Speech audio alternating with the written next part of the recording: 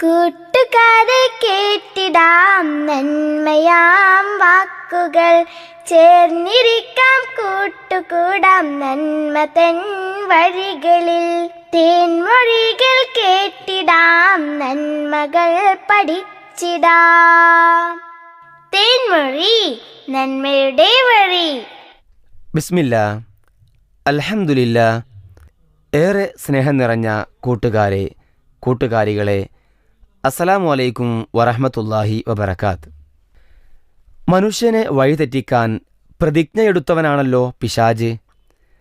മനുഷ്യനെ നരകത്തിലെത്തിച്ചെങ്കിലേ അവന് സമാധാനമാകൂ. അതുകൊണ്ട് അവന് സമാധാനം കിട്ടുന്ന ഒരു പ്രവർത്തനവും നമ്മളിൽ ഉണ്ടാകുവാൻ പാടില്ല.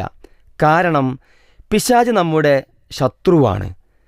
നമ്മൾ സുബഹി നമസ്കരിക്കുന്നതും പള്ളിയിൽ പോകുന്നതും പിശാചിന് ഏറെ അസ്വസ്ഥത ഉണ്ടാക്കുന്ന പ്രവർത്തനമാണ്. അതുകൊണ്ട് തന്നെ നമ്മെ അത്തരത്തിലുള്ള പ്രവർത്തനങ്ങളിൽ നിന്നും തടയാൻ അവൻ പല പണികളും എടുത്തുകൊണ്ടിരിക്കുന്നുണ്ട്. അതിൽപ്പെട്ട ഒന്നാണ് നമുക്ക് റസൂലുള്ളാഹി സ്വല്ലല്ലാഹു അലൈഹി വസല്ലം പഠിപ്പിച്ചു തരുന്നുണ്ട്. എന്താണെന്നല്ലേ, ഒരാൾ ഉറങ്ങാൻ പോകുമ്പോൾ പിശാച് വന്ന് അവൻ്റെ തലഭാഗത്ത് 3 കെട്ടുകൾ ഇടും.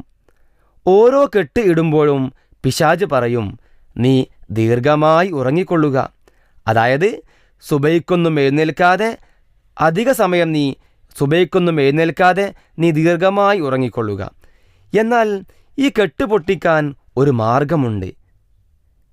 നമ്മൾ രാവിലെ സുബഹിക്ക് എഴുന്നേൽക്കുമ്പോഴുള്ള പ്രാർത്ഥന ചൊല്ലി നമ്മൾ എഴുന്നേറ്റാൽ അവൻ്റെ 1ാമത്തെ കെട്ട് അഴിയുന്നതാണ്. എന്താണ് കൂട്ടുകാരെ രാവിലെ എഴുന്നേൽക്കുമ്പോഴുള്ള പ്രാർത്ഥന? നമ്മൾ മുമ്പ് തേന്മയിൽ പഠിച്ച് നിങ്ങളെല്ലാവരും ഓർക്കുന്നുണ്ടാകുമല്ലോ. അൽഹംദുലില്ലാഹില്ലദീ അഹ്യാന ബഅദമാ അമാതനാ വ ഇലൈഹിൻ നുശൂർ എന്ന് കൂട്ടുകാർ ഒരിക്കൽ കൂടി അത് ഓർക്കുക.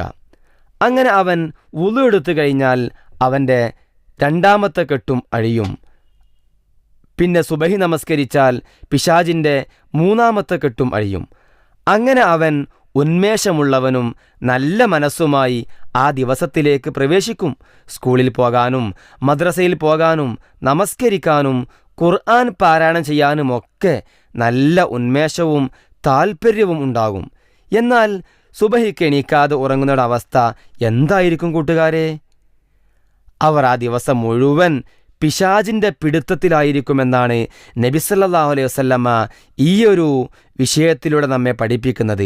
അത്തരത്തിലുള്ള ആളുകൾക്ക് നമസ്കരിക്കാനും ഖുർആൻ പാരായണം ചെയ്യാനുമൊക്കെ നല്ല മടിയായിരിക്കും. ഇനി നമസ്കരിക്കുകയാണെങ്കിൽ തന്നെ അവർ അശ്രദ്ധയിലായിരിക്കും. അതോടൊപ്പം മറ്റു പല ചിന്തകളും മനസ്സിലേക്ക് കടന്നുവരികയും ചെയ്യും. അതുകൊണ്ട് പിശാചിൻ്റെ ഈ കെട്ട് നമുക്ക് പൊട്ടിക്കണ്ടേ? എങ്കിൽ മാത്രമേ നമുക്ക് രക്ഷപ്പെടാൻ സാധിക്കുകയുള്ളൂ. അല്ലെങ്കിൽ ദുഷിച്ച മനസ്സുമായി ഉറക്കിൽ നിന്നും എഴുന്നേറ്റ് ദുഷിച്ച മനസ്സുമായി നമ്മൾ ആ ദിവസം ജീവിക്കേണ്ടി വരും. അള്ളാഹു നമ്മെ എല്ലാവരെയും പിശാചിൻ്റെ ഉപദ്രവത്തിൽ നിന്നും കാത്തുരക്ഷിക്കുമാറാകട്ടെ. അസ്സലാമു അലൈക്കും വറഹ്മത്തുള്ളാഹി വബറകാത്ത്.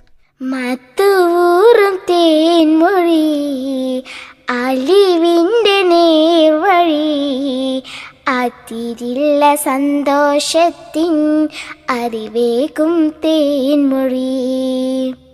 തേൻമൊഴി നന്മയുടെ